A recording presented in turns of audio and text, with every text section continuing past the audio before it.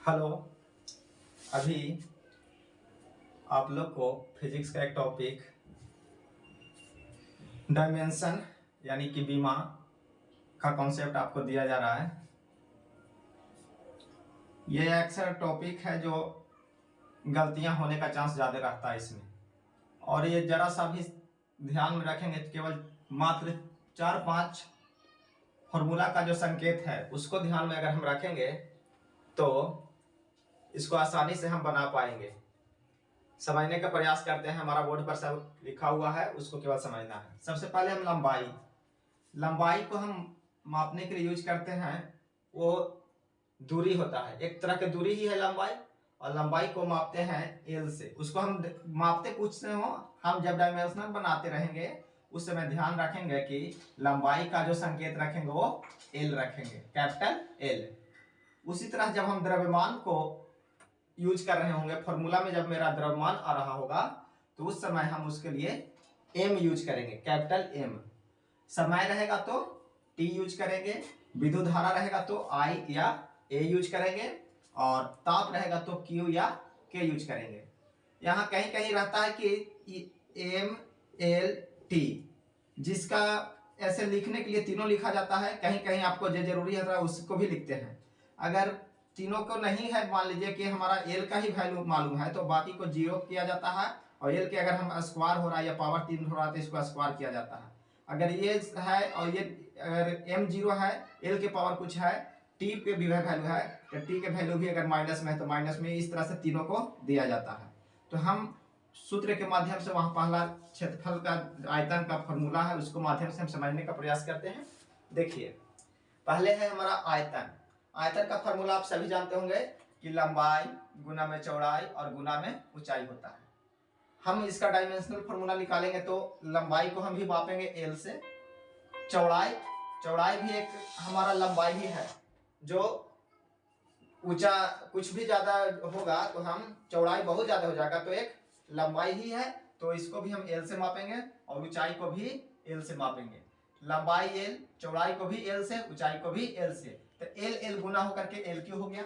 और अभी हमने बताया कि हम डायमेंशनल में लगभग 3 यूनिट का यूज करते हैं, एक ठो द्रव्यमान का, एक लंबाई का और एक समय का। तो यहाँ पे हम देख रहे हैं कि किसका मान मालूम है, तो केवल हमारा लंबाई का मान मालूम है, द्रव्यमान और समय यहाँ नहीं है। तो द्रव्यमान के लिए जगह पर हम क्या कर देंगे, एम के जगह पर 0 कर देंगे। एल के देखिए, एल के वैल्यू मेरा कितना आल है, एल क्यू, तो इसको एल क्यू हो जाएगा। और टी हमारा यहाँ पे समय कुछ है इसमें नहीं है तो समय 0 हो गया। तो हमारा जो डायमेंशनल फार्मूला हुआ आयतन का, M zero L cube T zero, या फिर एल क्यू भी बोल सकते थे। ये हमारा पहला आयतन का हो गया। दूसरा हम लेते चलते हैं क्षेत्रफल का। तो क्षेत्रफल का फॉर्मूला आप सभी जानते हैं, लंबाई गुना में चौड़ाई। तो लंबाई को किस में मापेंगे, एल से मापेंगे, और चौड़ाई को भी किस में मापेंगे, एल से। तो एल और एल करेंगे तो क्या हो जाएगा मेरा, एल स्क्वायर, जिसको हम क्या लिखे हैं, एम जीरो, काहे कि द्रव्यमान हमारा इसमें नहीं है, लंबाई चौड़ाई में द्रव्यमान तो है ही नहीं, तो द्रव्यमान 0, एल क्या हो जाएगा, तो एल स्क्वायर, और समय भी इसमें नहीं है तो समय की जगह पर क्या हो जाएगा, 0। तो हमारा फॉर्मूला बना M zero L square T zero, है ना। उसी तरह से अगला फॉर्मूला हम जानते हैं कि वेग बराबर होता है विस्थापन बटा समय। वेग बराबर विस्थापन बटा समय। तो विस्थापन को देखिए मापेंगे किसमें, विस्थापन एक लंबाई ही है ना। तो लंबाई को मापेंगे तो जैसे मीटर में मापा था, मीटर पर सेकेंड होता है फॉर्मूला विस्थापन का, मीटर पर सेकेंड। तो मीटर के लिए एम, और सेकेंड जब ऊपर जाएगा तो एस -1 होगा। जानते हैं कि जब कोई पावर ऊपर जाता तो माइनस में। तो देखिए हमारा यहाँ पे इसमें भी देखा जाए तो द्रव्यमान है यहाँ पे, वेग बराबर विस्थापन बटा समय। विस्थापन एक दूरी है, समय तो आप जान ही रहे हैं टाइम है, तो इसमें द्रव्यमान नहीं है। तो द्रव्यमान नहीं है तो हम एम के जगह पर क्या रखेंगे, 0, है ना। और इसमें लंबाई है, लंबाई कितना है देखिए, एल है। ये जो एम था वो क्या था, दूरी था, और ये एल, और समय क्या है, टी, और समय जो है से नीचे है, तो हम नीचे से ऊपर जाएंगे तो क्या हो जाएगा, माइनस में हो जाएगा। तो एम जीरो एल टी -1, ये क्या हो गया, वेग का। इस तरह से चाल के हम करेंगे तो चाल बराबर दूरी बटा समय। दूरी को मापेंगे, इसको मीटर पर सेकेंड होता है। दूरी दूरी के लिए हम एक डिस्टेंस ही है, तो डिस्टेंस को अभी हम बार बार चर्चा कर रहे हैं, डिस्टेंस को किस में मापेंगे, लंबाई से, और लंबाई के लिए एल, और समय के लिए टी, और टी जब ऊपर जाएगा तो टी के पावर कितना हो जाएगा, -1। तो फॉर्मूला बनेगा हमारा एम एल टी, चलते हैं तो एम के पावर यहाँ पे द्रव्यमान कुछ है नहीं तो एम जीरो। एल है तो एल के जगह पर हम एल रखेंगे और टी यहाँ समय ऊपर जा रहा है तो टी कितना हो जाएगा -1। तो फॉर्मूला बना m0 l t -1। अब हम चलते हैं त्वरण में। त्वरण में होता है वेग में परिवर्तन बटा समय। तो वेग हम लिए हैं, परिवर्तन को वेग में परिवर्तन कहें या वेग कहें, उसका वैल्यू मान वही होता है। तो वेग में परिवर्तन के लिए यानी कि वेग का हम फॉर्मूला डायमेंशनल निकाल के लाए हैं। देखिए m तो 0 है यानी कि इसको हम मान लेके हटा देते हैं तो कितना बचा l t -1। तो वेग को हम सीधे रख देंगे ना, वैल्यू वेग के जगह पर रख देंगे l t -1 और नीचे क्या है समय है। तो समय के लिए हम क्या यूज करेंगे t।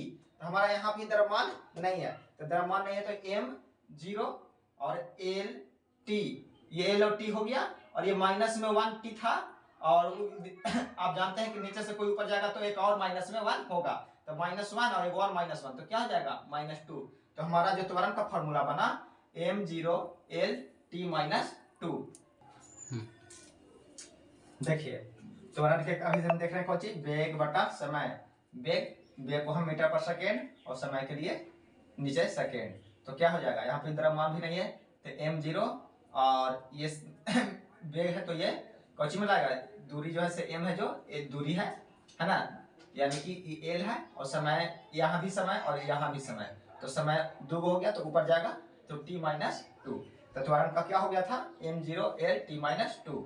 अब इस तरह से हम एक बार और आगे जाते हैं तो बल का। तो बल का फॉर्मूला हम सब जानते हैं कि क्या होता है, द्रव्यमान गुना में त्वरण। द्रव्यमान को हम किस में मापते हैं केजी में और त्वरण को मीटर पर सेकेंड स्क्वायर।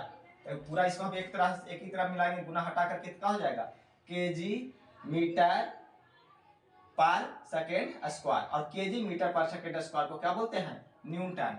और इसको डायमेंशनल लिखना जाए तो केजी के लिए हम क्या यूज करेंगे, पहली बार ये आ रहा है केजी के लिए। हम यहाँ देख लीजिए केजी के लिए क्या यूज किए थे, द्रव्यमान किलोग्राम m। तो यहाँ पे हो जाएगा m हो जाएगा है ना। और त्वरण का हम पहले ही जान रहे हैं मीटर पर सेकेंड स्क्वायर। तो मीटर के लिए l और सेकेंड स्क्वायर के लिए t -2। तो क्या हो जाएगा m l t -2। फिर से देखिएगा केजी के लिए हम m करेंगे है ना, और ये लंबाई है m जो है से, तो इसके लिए l और समय बट्टा में है, जब ऊपर जाएगा तो क्या हो जाएगा माइनस में, तो t -2। तो हो जाएगा m l t -2 क्या बल का ये डायमेंशनल फॉर्मूला। अब हम आते हैं घनत्व पर। तो घनत्व का होता है फॉर्मूला द्रव्यमान बट्टा में आयतन। द्रव्यमान को किस में मापते हैं केजी में, और आयतन को हम अभी शुरू में ही निकाले थे उसका मीटर क्यूब। तो केजी के लिए क्या हम अभी पढ़े हैं यहाँ, तो केजी के लिए हम m यूज करेंगे। तो m हो गया है ना, और आयतन मीटर क्यूब बटा में है तो बटा के ऊपर में जाएगा तो माइनस में क्यू हो जाएगा l क्यूब -3 यानी कि, और समय यहाँ पे इसमें नहीं है तो समय के जगह पर क्या हो जाएगा 0। तो फॉर्मूला बना m l के पावर -3 और t के पावर 0। ये हमारा डायमेंशनल बना घनत्व का। अब एक आखिरी बचा है, ऐसे तो बहुत सारा है मगर हम इतने पर छोड़ेंगे। कार्य का देखिए, कार्य का है बल गुना में विस्थापन। तो बल का हम अभी पढ़े हैं जो होता है m l t -2। तो हम वैसे ही लिख दिए बल का m l t -2 और विस्थापन के लिए, विस्थापन एक दूरी है यानी कि लंबाई है तो इसके लिए l।